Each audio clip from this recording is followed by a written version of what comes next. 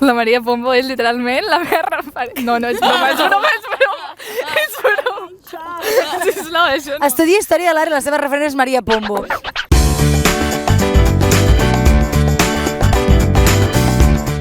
Creieu que les noies, sobretot, ho passen malament? O ho heu passat malament en algun moment de la vostra vida? Per un tema de pressió estètica? Fas que sí? Us compareu?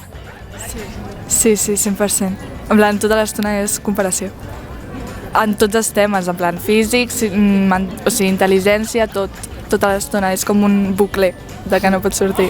Que al final ens eduquen a les dones sobretot per agradar i per ser un objecte de mirar i a competir entre nosaltres, per ser la dona perfecta.